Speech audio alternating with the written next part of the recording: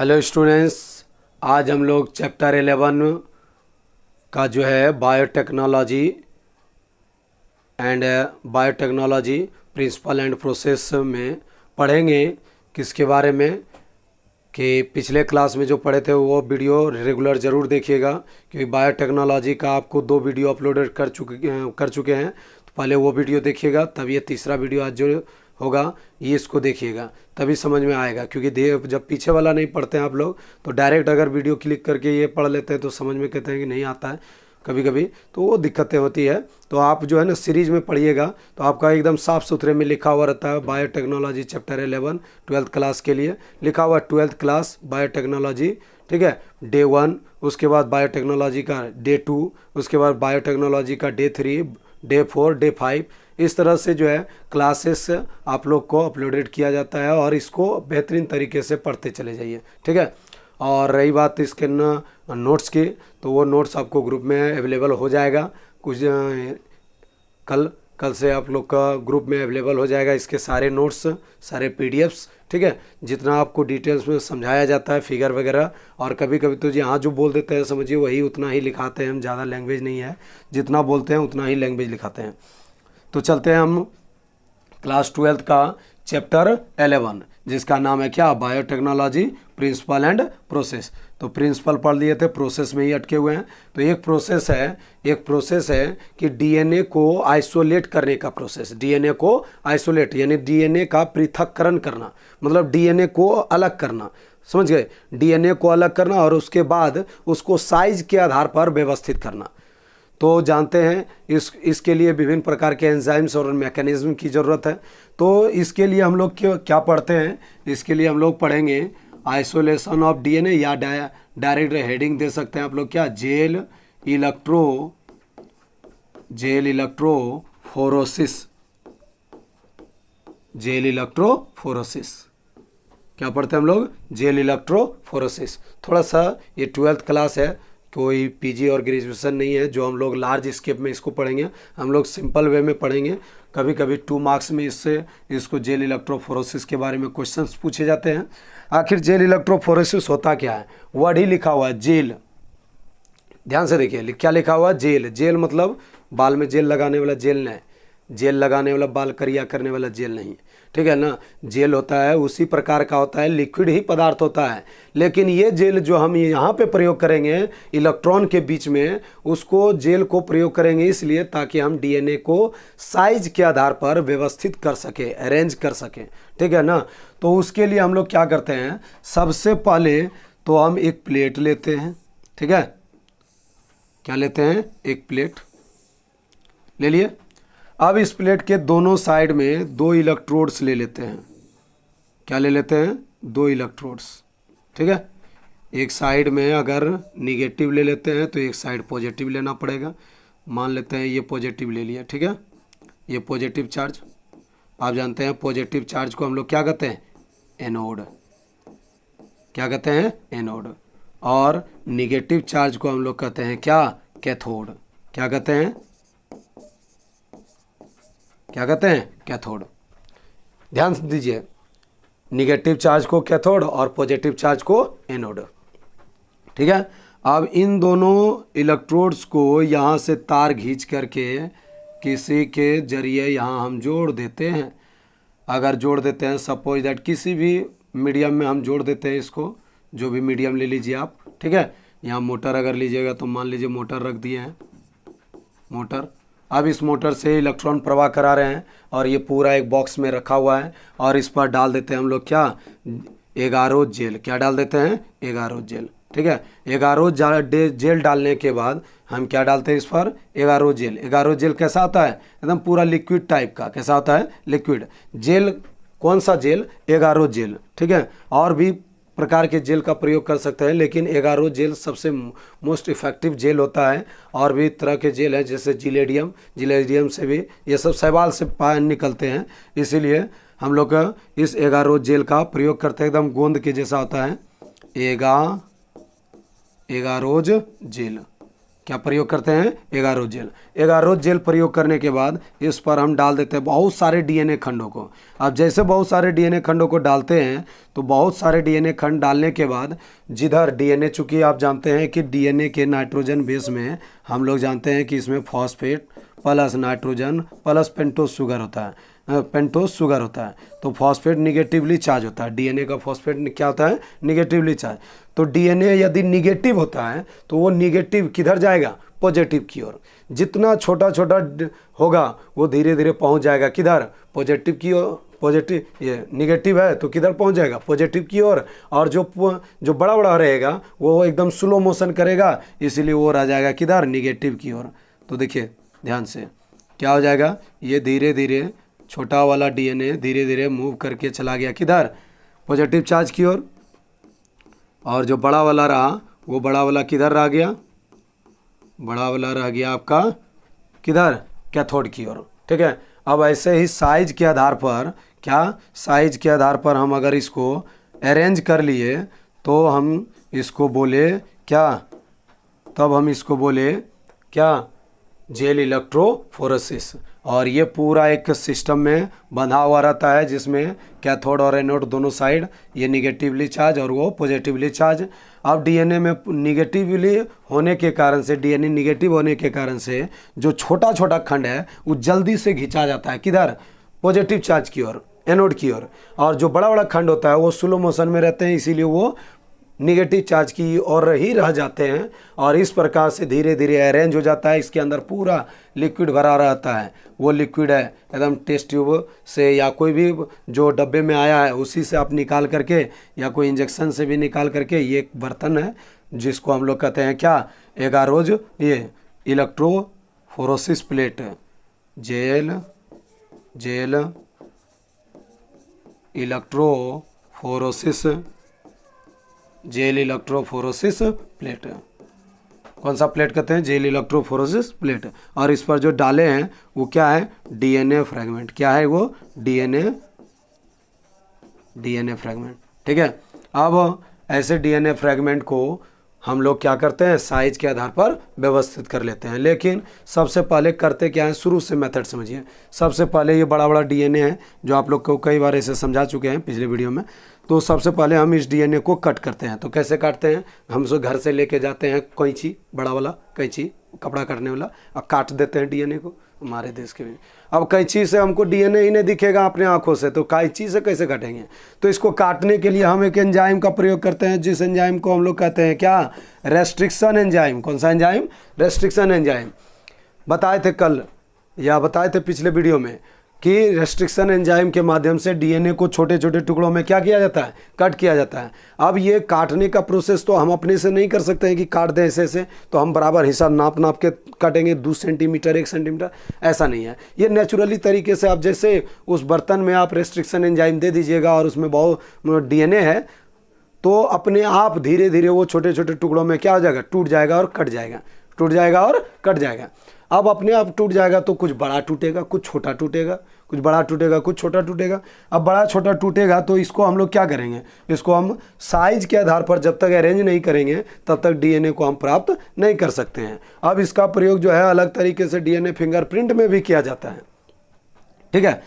तो इसीलिए सबसे पहले डीएनए को रेस्ट्रिक्शन एंजाइम द्वारा कट किया जाता है और सारे अनेक खंडों को जेल इलेक्ट्रोफोरेसिस प्लेट पर रख दिया जाता है, जिस पर एगारोज जेल को डाला जाता है। एगारोज जेल डालने के बाद अब देखिए जो आप लोग को नोट्स वगैरह मिलेगा उसमें ये फिगर नहीं रहेगा, तो नए फिगर रहेगा, इसीलिए फिगर यहाँ से नोट कर लिया कीजिएगा। ठीक है। और बेहतरीन तरीके से समझा दिया जा रहा है। अब जो है इसमें क्या किया जाएगा कि जैसे ही डीएनए को इस पर डाला जाएगा और एगारोज जेल इसलिए डाला जाएगा क्योंकि जैसे ही करंट उत्पन्न होता है तो करंट उत्पन्न होने के कारण से इसमें कंपन उत्पन्न होने लगता है, और कंपन उत्पन्न होता है तो वैसे ही इसके डीएनए जो है ना कांपने लगते हैं, जिससे कि इसके डीएनए छोटे छोटे उधर पॉजिटिव की और बड़ा बड़ा डीएनए खंड इधरे रह जाता है क्योंकि चल ही नहीं पाता पूरा स्पीड से। तो ऐसे कंडीशन में साइज के आधार पर एकदम अरेंज हो जाता है। तो इसी मेथड को हम लोग कहते हैं क्या? Gel electrophoresis. एगारोज जेल क्या है? एगारोज जेल, अब हम थोड़ा सा रफ कर देते हैं इसको। अब यहाँ से फेयर तरीके से फिगर बना लीजिएगा। अब एगारोज जेल जो है क्या है? एगारोज जेल ये एक प्रकार का नेचुरल पॉलीमर है। क्या है? नेचुरल पॉलीमर, आप लोग केमिस्ट्री में भी पढ़े होंगे पॉलीमराइजेशन चैप्टर में। तो नेचुरल पॉलीमर है। अब ये नेचुरल पॉलीमर कहाँ से प्राप्त होता है? ये प्राप्त होता है सीवीड से। किससे होता है? सीवीड से। ठीक है, सीवीड्स मतलब समुद्री घास से प्राप्त होते हैं। यह ऑब्जेक्टिव भी पूछ सकता है, तो आप लोग को याद रखना है कि एगारो जेल कहाँ से प्राप्ति की जाती है? सीवीड से, समुद्री घास से। ठीक है, कहाँ से? समुद्री घास से या जिलेडियम से भी। तो ये एक प्रकार का नेचुरल पॉलीमर है, उसको भी प्रयोग कर सकते हैं, लेकिन सबसे ज़्यादा पॉपुलर है प्रयोग करने में कौन? Agarose jail. क्लियर कंसेप्ट है? तो ये हो गया आप लोग का क्या? Gel electrophoresis. अब इसको नोट कर लीजिए सब लोग, हम आगे की ओर बढ़ेंगे। ठीक है, इसको नोट कर लीजिए, हम आगे की ओर बढ़ेंगे। ये फिगर जो है आप लोग के लिए बहुत ही इम्पोर्टेंट है, जो आप लोग 2 मार्क्स में अगर ये जेल इलेक्ट्रोफोरेसिस पूछा जाए तो एकदम बेहिचक जवाब देना है। और उम्मीद है कि इस साल जेल इलेक्ट्रोफोरेसिस पूछा जाएगा, अगर पिछले साल नहीं पूछा गया होगा। उम्मीद है पिछले साल पूछ दिया है इसको शायद। चलिए, तो देख लेंगे हम लोग बाद में सजेशन में। हम आगे की ओर बढ़ते हैं। चलिए आगे की ओर चलते हैं और नेक्स्ट हम लोग देखेंगे नेक्स्ट हेडिंग, जिसका नाम है क्या? नेक्स्ट हम लोग हेडिंग में देखेंगे क्लोनिंग वेक्टर। क्या पढ़ेंगे हम लोग? Cloning vector. ठीक है, क्लोनिंग वेक्टर। अब आप लोग को कई बार सिखाए हैं कि क्लोनिंग में ना क्लोन करना, हूबहू बनाना, हमारा ही फोटो कॉपी बना देना, वो क्लोनिंग हो गया। क्या हो गया? क्लोनिंग। यानी जीरोक्स मशीन में जो जीरोक्स होता है ना, तो वो क्लोन कहलाया। क्या कहलाया? क्लोन। एकदम हूबहू कॉपी निकलेगा, वो क्लोन हो गया। तो यानी किसी भी प्रकार का जीव का प्रयोग या किसी चीज़ों का प्रयोग अगर हम क्लोनिंग के लिए कर रहे हैं, क्या कर रहे हैं? क्लोनिंग के लिए कर रहे हैं उस जीव का प्रयोग, तो वैसे जीव को हम लोग कहेंगे क्लोनिंग वेक्टर। और यहाँ पे हम लोग जो जीव का प्रयोग करेंगे तो वो विभिन्न प्रकार के बैक्टीरियाज हैं। और बैक्टीरियाज क्या? बैक्टीरिया ही डायरेक्ट नहीं, बैक्टीरिया में भी पाए जाने वाला जो डीएनए है। कैसा डीएनए? Freedom DNA. और फ्रीडम जानते हैं, जीवाणु में पाए जाने वाले फ्रीडम डीएनए को क्या कहते हैं? प्लाज्मिड। क्या कहते हैं? प्लाज्मिड। क्या कहते हैं इसको? प्लाज्मिड। अब प्लाज्मिड भी अलग अलग होता है। जैसे प्लाज्मिड, एक सिंपल प्लाज्मिड हो गया नॉर्मली, जो इकोलाई बैक्टीरिया में पाया जाता है। फ्रीडम प्लाज्मिड को फ्रीडम क्रोमोसोमल या फ्रीडम जीनोफोर को हम लोग कहते हैं प्लाज्मिड, क्योंकि ये चूँकि न्यूक्लियस अब्सेंट होता है बैक्टीरिया में, 11th में पढ़ाई होती है, न्यूक्लियस अब्सेंट होता है प्रोकैरियोट्स है बैक्टीरिया, तो इसीलिए इसके अंदर न्यूक्लियस सेंटर में पाए ही जाते हैं जीनोफोर। लेकिन उसके अलावे भी इसके जीव द्रव्य में अर्थात प्रोटोप्लाज्म में पूरा घूमते हुए रहता है, फ्रीडम रूप से रहता है, जिसका नाम है क्या? प्लाज्मिड। ठीक है, अब ये प्लाज्मिड कई तरीके से होते हैं। अब अगर अलग अलग तरह के प्लाज्मिड, अगर उधर का लेवल, अगर प्लांट के लेवल में चले जाइए तो वहाँ प्लाज्मिड होता है आर प्लाज्मिड, जो रेसिस्टिविटी, किसी जीवों के अंदर इस तरह का प्लाज्मिड डाल दिया जाए तो रेसिस्टिविटी प्रदान होगा। एफ प्लाज्मिड होता है जो फर्टिलाइजेशन के लिए रिस्पॉन्सिबल होता है, 2 बैक्टीरिया आपस में जो निषेचन करता है तो उस समय एफ प्लाज्मिड कार्य करता है। अगर दलहनी पौधे अगर लगा दिया जाए तो वो राइजोबियम बैक्टीरिया में एक्ट करता है। कौन? Nib bacteria, NIF, nitrogen fixation bacteria. ठीक है, तो उस समय प्लाज्मिड जो है वो नाइट्रोजन फिक्सेशन के लिए जो उत्तरदायी होता है उसको हम लोग कहते हैं निब प्लाज्मिड। और कुछ प्लाज्मिड जो होते हैं वो हानिकारक होते हैं, जैसे टी प्लाज्मिड या टाई प्लाज्मिड। टी प्लाज्मिड या टाई प्लाज्मिड। क्यों हानिकारक है ये प्लाज्मिड? क्योंकि ये प्लाज्मिड जो है जीवाणुओं में या किसी भी, ये जीवाणुओं में नहीं, ये जो है किसमें? पौधे के अंदर। किसमें? पौधे के अंदर जड़ों में जो है ट्यूमर उत्पन्न कर देता है, गठीला बनाता है, जिससे जाइलम फ्लोएम के द्वारा बहुत सारा ट्रांसपोर्ट और एक्सपोर्ट नहीं हो पाता है, जिसके कारण से वो पौधा क्या होता है? मर जाता है। ठीक है, और एक आर्टिफिशियल प्लाज्मिड है जिसका नाम है PBR 322। क्या नाम है? PBR 322। अब क्या होता है तो ये सब हम समझाएंगे, एक एक करके पढ़ाएंगे। तो सबसे पहले हम लोग एक हेडिंग दे देते हैं नेक्स्ट, प्लाज्मिड। क्या है? प्लाज्मिड। ठीक है, प्लाज्मिड क्या है? प्लाज्मिड क्या है? फ्रीडम, फ्री या डायरेक्ट लिखिए, free DNA of A E coli bacteria. मतलब हिंदी में डायरेक्ट लिख सकते हैं कि जीवाणु में पाए जाने वाले, जीवाणु जैसे इकोलाई जीवाणु में पाए जाने वाले स्वतंत्र गुणसूत्र या डीएनए को हम लोग कहते हैं क्या? प्लाज्मिड। क्या कहते हैं? प्लाज्मिड। क्लियर है? अब नेक्स्ट है हमारा टी प्लाज्मिड। कौन सा plasmid? T plasmid. T plasmid किसको कहते हैं? तो वैसा प्लाज्मिड, कौन सा प्लाज्मिड? वैसा प्लाज्मिड जो पौधे के अंदर ट्यूमर उत्पन्न करता है, और उसके साथ साथ वैसा प्लाज्मिड जो एक बैक्टीरिया के द्वारा प्राप्त होता है जिसका नाम है एग्रोबैक्टीरियम, एग्रोबैक्टीरियम ट्यूमीफेसियंस,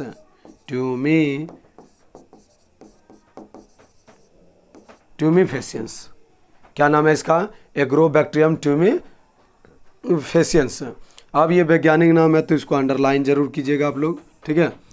अब ये जो टी बैक्टीरिया है, टी बैक्टीरिया या इसको दूसरे नाम से हम लोग टाई प्लाज्मिड भी कहते हैं। क्या कहते हैं? यहाँ पे हम लोग लिख सकते हैं और में इसको टाई प्लाज्मिड, बस टाई मैंने ट्यूमर होता है, टाई प्लाज्मिड भी कहते हैं। तीनों प्लाज्मिड अभी पढ़ के क्लियर ही कर लेंगे, ठीक है ना। टाई प्लाज्मिड या टी प्लाज्मिड तो एग्रोबैक्टीरियम ट्यूमीफेसियंस नामक जीवाणु से जो पाए जाते, जीवाणु में पाए जाने वाला स्वतंत्र गुणसूत्र को या स्वतंत्र डीएनए को ही हम लोग कहते हैं क्या? प्लाज्मिड।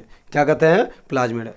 क्लियर है? ऐसे प्लाज्मिड क्या करते हैं? किसी भी पौधे के जड़ों के साथ जुड़ करके उसमें ट्यूमर उत्पन्न कर देता है, ट्यूमर नामक रोग, जिसके कारण से वो पौधा ज़्यादा वृद्धि नहीं कर पाता है। हम लोग को पता भी नहीं चलता है कि कैसा कैसा रोग लग जाता है हम लोगों का पौधे में, और यहाँ देखिए एकदम बड़ा सा घातककार रोग लग के रेडी हो जाता है। क्लियर है? तो ये हम लोग आज समझ लिए क्या? Cloning vector. अब एक प्लाज्मिड बच्चा जो बहुत ही इंपॉर्टेंट होता है, लेकिन बदनसीबी से इसको पूछ दिया है पिछले ईयर में, ठीक है, लेकिन हमारा सिलेबस है तो पढ़ना तो जरूर पड़ेगा हमारे देश की वजह से। तो हेडिंग दे दीजिए आज हम लोग। हेडिंग में हम लोग पढ़ेंगे क्या? PBR 322। क्या पढ़ेंगे? PBR 322। अब पहले तो एक एक वर्ड का ही मीनिंग समझना होगा कि आखिर इस तरह नाम क्यों रखा। पी का मतलब होता है प्लाज्मिड। पी का मतलब क्या है? प्लाज्मिड। पी का मतलब क्या होता है? प्लाज्मिड। और बी का मतलब क्या होता है? बॉलीवर। क्या होता है? बॉलीवर। और आर का मतलब होता है रोडिस। क्या होता है? रोडिस। अब ये जो दो साइंटिस्ट थे, कौन कौन? बॉलीवर और रोडिस। इन दोनों साइंटिस्ट ने मिलकर के ऐसे प्लाज्मिड का खोज किया, और वो खोज किया तो उसका एक स्टेप था, क्रम, स्टेप। इस प्लाज्मिड को ऑब्टेनिंग करने का स्टेप को हम लोग कहते हैं क्या? इस ऑब्टेनिंग करने का क्रम को, स्टेप को कितना नाम दिया गया? 322। 322वां यानी नंबर में ये प्लाज्मिड हमको प्राप्त हुआ था। इन दोनों साइंटिस्ट को, हमको नहीं, इन दोनों साइंटिस्ट को, बॉलीवर को और रोडिस को। इसीलिए इसका नाम रखा गया क्या? PBR 322। क्लियर कंसेप्ट है? क्या नाम रखा गया? PBR 322। अब PBR 322 होता कैसा है? तो इसके लिए स्ट्रक्चर हमको बनाना पड़ेगा। क्या बनाना पड़ेगा? स्ट्रक्चर। तो याद रखना है, it is a natural, it is a artificial, it is, आप लोग या हिंदी में लिखिएगा तो लिख दीजिएगा, यह एक प्राकृतिक प्लाज्मिड से बनाया गया कृत्रिम प्लाज्मिड है। क्या है? कृत्रिम plasmid. It is natural polymer, ये सॉरी नेचुरल नहीं, artificial plasmid, artificial plasmid which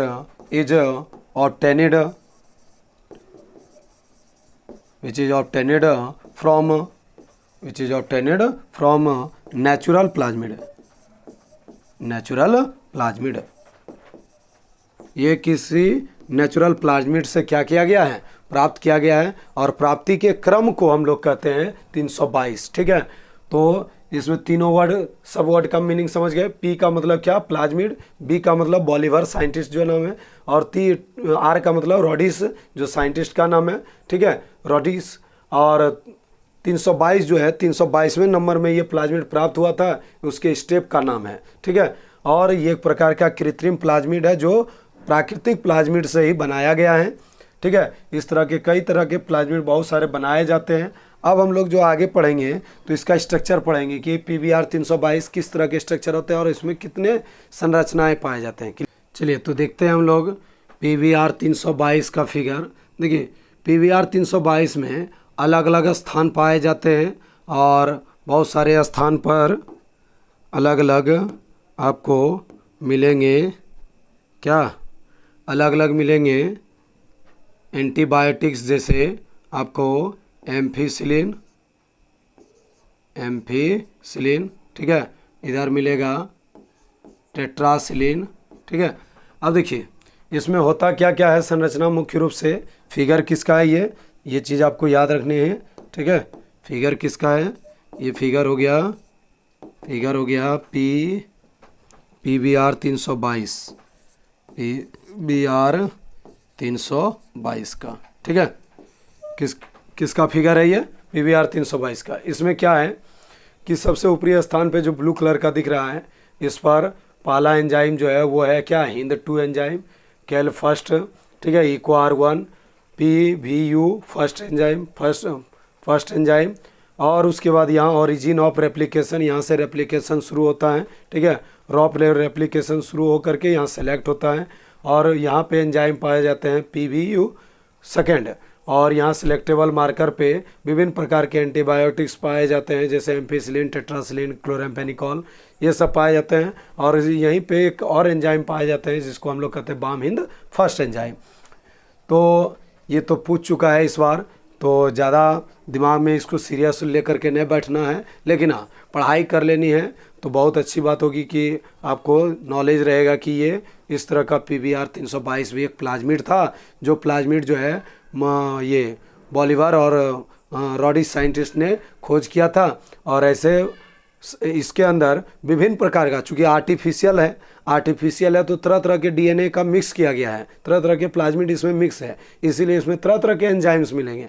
बाकी जो प्लाज्मिड्स होगा उसमें सिंपली तरीके से एंजाइम्स मिलेंगे, लेकिन इस तरह के इसमें जो है बहुत तरह के एंजाइम, जो जितना देख रहे हैं वो सब एंजाइम का नाम है, ठीक है। अब इसमें से जो मोस्ट ऑफ दी एंजाइम्स को जो पढ़ेंगे हम लोग, वो पढ़ेंगे कौन, इको R1। क्या पढ़ेंगे हम लोग, इको R1, वो सबसे ज़्यादा एंजाइम्स को हम लोग पढ़ेंगे, इसका नोमेनक्लेचर वगैरह भी पढ़ेंगे कि क्या होता है। और ये जो एम्फिसिलिन, टेट्रासिलिन, और भी होते हैं क्लोराम्फेनिकॉल, ये सब एंटीबायोटिक्स है जो सिलेक्टेबल मार्कर के पास सेलेक्ट कर लेता है, ठीक है। और इसी में कुछ स्थान होते हैं जो क्लोनिंग साइट कहलाता है। क्या कहलाता है, क्लोनिंग साइट, जो क्या करता है कि DNA को, कटे हुए DNA को आपस में जोड़ करके नया DNA बनाने के लिए स्थान पाए जाते हैं, वैसे स्थान को हम लोग कहते हैं क्लोनिंग साइट। क्या कहते हैं, क्लोनिंग साइट। क्लियर है। तो यहाँ तक आज जो है हम लोग पढ़ लिए किसके बारे में, पढ़ाई कर लिए प्लाज्मिड के बारे में, ठीक है। और आज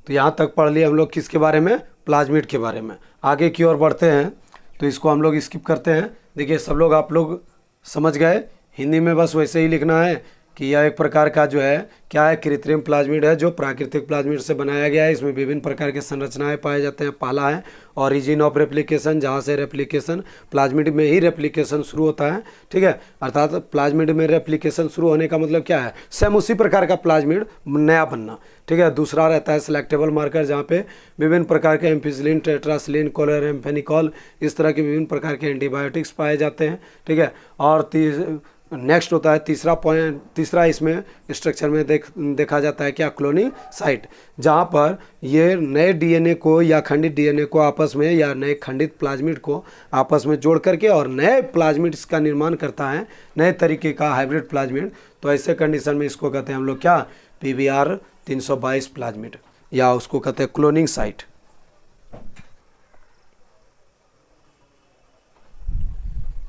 क्या कहते हैं उसको, क्लोनिंग साइट। तो नेक्स्ट हम लोग चलते हैं, आगे की ओर बढ़ते हैं, इसको स्किप करते हैं। चलिए अब नेक्स्ट इसी में पाए जाने वाले छोटे छोटे पॉइंट्स को हम लोग डील कर लेते हैं थोड़ा सा। छोटे छोटे पॉइंट्स क्या है हम लोग का, जैसे माइक्रो इंजेक्शन। क्या है, माइक्रो इंजेक्शन, इसके बारे में हम पहले ही डिस्क्राइब कर चुके हैं, बस छोटा सा शब्द में याद रखना है। सूक्ष्म अंत प्रतिक्षेपण या अंतक्षेपण, सूक्ष्म अंतक्षेपण। इसमें क्या होता है कि कोई बैक्टीरिया है, इस बैक्टीरिया के अंदर अगर ये rDNA को प्रवेश कराना है, किसको कराना है, rDNA को, तो इसके लिए हम लोग को प्रयोग करना पड़ेगा कैसा, माइक्रो इंजेक्शन का। किसका, अभी नहीं कि माइक्रो इंजेक्शन मतलब ये बड़ा वाला इंजेक्शन, ठीक है, सुई देने वाला नहीं।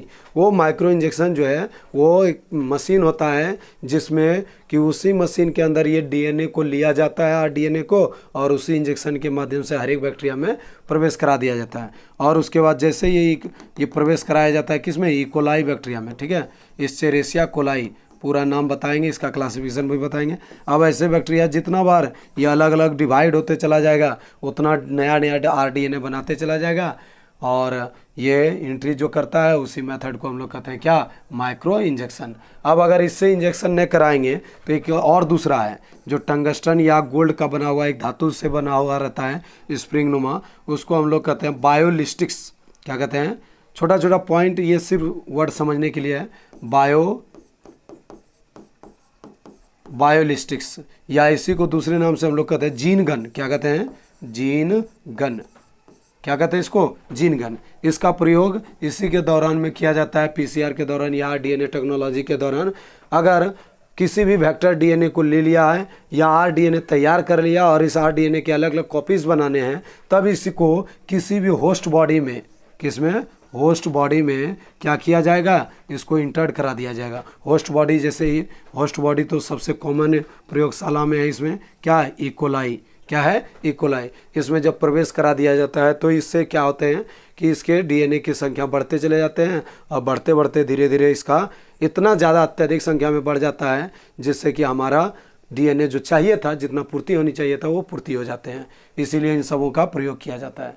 तो ये हो गया हमारा पहला पॉइंट, क्या, ये छोटा छोटा पॉइंट है 2 लाइन का, माइक्रो इंजेक्शन, ठीक है, और दूसरा क्या था, बायोलिस्टिक्स। बायोलिस्टिक्स इसमें होता क्या है, इस जिनगन में या जिनगन या बायोलिस्टिक्स में टंगस्टन या गोल्ड से लपेटे हुए प्लांट सेल पर धातु का तार रहता है, और ऐसे कंडीशन में जीन को या डीएनए को लेकर के डायरेक्ट इंजेक्ट करा दिया जाता है होस्ट बॉडी में।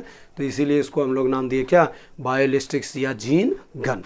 क्लियर है, गन बंदूक वाला, आर्मी वाला बंदूक ने, वो नहीं सोचिएगा, ठीक है ना। यहाँ जो है बायोटेक्नोलॉजी के अंदर भी जीन गन पाए जाते हैं, जिसमें डीएनए का ही एक छोटा पार्ट जो जीन कहलाता है, उस जीन को किसी भी जीव शरीर के अंदर क्या किया जाता है, प्रवेश कराया जाता है इन दोनों इंजेक्शन के माध्यम से। क्लियर है, हो गया सबों का। तो आज हम लोग जो है इतना रहने देते हैं, आज इतना ही पढ़ेंगे हम लोग। नेक्स्ट क्लास में हम लोग आगे की ओर बढ़ेंगे, क्योंकि इसके बाद जो है और 2 से 3 दिन क्लास होगी इसका, तो ये चैप्टर ही ख़त्म हो जाएगा। बहुत ही छोटा चैप्टर है, 5 से 6 पन्ने का है, एकदम आराम से नॉर्मली हंसते हंसते इसको ख़त्म कर देंगे, ठीक है। और उसके बाद 12वां चैप्टर इससे भी छोटा है, वो 4-5 पन्ना का है, एकदम बेहतर तरीके से उसमें नॉर्मल क्वेश्चन है वो भी ख़त्म कर देंगे। चूँकि इस बायोटेक्नोलॉजी से जितने क्वेश्चंस पूछे जाने थे वो उससे भी एक्सेस पिछले ईयर में लगभग 28 नंबर का ऑब्जेक्टिव और सब्जेक्टिव मिला करके लगभग 28 नंबर या 25 नंबर से 25 से 28 के बीच में इसी चैप्टर से पूछ दिए हैं। तो उम्मीद रखिए कि इस चैप्टर से इस साल जो है बहुत ही कम मात्रा में पूछा जाएगा, इसीलिए दिमाग में कंसेप्ट में याद रखना है। इन दोनों को चैप्टर को सिर्फ शॉर्ट क्वेश्चन के आधार के लिए पढ़ना है, और ऑब्जेक्टिव 1-2 को जो आ जाए, और इससे ज़्यादा आप लोग को जो बताया गया है चैप्टर 3, चैप्टर 5, चैप्टर 6, ठीक है, इन सबों को ज़्यादा पढ़िए थ्योरी के लेवल में, लॉन्ग क्वेश्चन और शॉर्ट क्वेश्चन। और ऑब्जेक्टिव अगर पढ़ना है तो ऑब्जेक्टिव तो ये 3 से आएगा ही ज़्यादा, लेकिन उसके साथ साथ ज़्यादा आएगा आपका चैप्टर 1, ठीक है, चैप्टर 2, ठीक है, तो और फिर चैप्टर 9, 10 इन सबों से आएगा ऑब्जेक्टिव, और 11, 12 से भी आएगा। तो इन सबों से जो है आप लोग पढ़िए। बाकी 13, 14, 15, 16 से भी कम आएंगे, लेकिन उससे 2 हर एक चैप्टर से तो जरूर आएगा, 2 से 3 क्वेश्चन, ठीक है। तो आप लोग इसको क्लियर कर लीजिए, ऑब्जेक्टिव सब्जेक्टिव सब क्लियर हो जाएगा। और एक चीज़ याद रखिएगा, क्लोनिंग वेक्टर के रूप में एक चीज़ और बताने वाले थे, क्लोनिंग वेक्टर जंतुओं के लिए, वो तो प्लांट सब में ठीक है, लेकिन अगर एनिमल के लिए किया जाए, किसके लिए किया जाए, एनिमल के लिए, तो एक गोलाकार रेट्रोवायरस होता है। क्या होता है, एक गोलाकार रेट्रोवायरस होता है। इस गोलाकार रेट्रोवायरस का नाम, इस गोलाकार वायरस, चूँकि ये वायरस होता है तो इसके अंदर डीएनए जो रहते हैं उसको हम लोग कहते हैं रेट्रोवायरस। ठीक है। ये डीएनए के अंदर, ये वायरस के अंदर पाए जाते हैं, ठीक है। वायरस के अंदर पाए जाने वाले डीएनए को, जो गोलाकार डीएनए होता है, इसी कारण से वैसे वायरस को हम लोग नाम दिए क्या, रेट्रो वायरस, ठीक है। तो याद रखना है कि गोलाकार डीएनए को ही हम लोग कहते हैं रेट्रो, क्या कहते हैं, रेट्रो। ये शब्द याद रखिएगा। जो आज आप लोग का बायोलॉजी का एग्ज़ाम हुआ, सेंटअप एग्ज़ाम, उसमें ये क्वेश्चन पूछा गया था। आज पूरा का पूरा ऑब्जेक्टिव जो है सॉल्यूशन कराया गया है ऑफलाइन क्लास में, ठीक है। और अगर इसमें होगा तो हम कभी पीडीएफ में समझा देंगे आप लोग को सारा ऑब्जेक्टिव, ठीक है। तो आज हम लोग यहीं तक रहने देते हैं बायोटेक्नोलॉजी का, और हम लोग 2 से 3 क्लास इसमें देखेंगे, ये चैप्टर क्लियर हो जाएगी। Thank you and again see you to next video, मिलते हैं।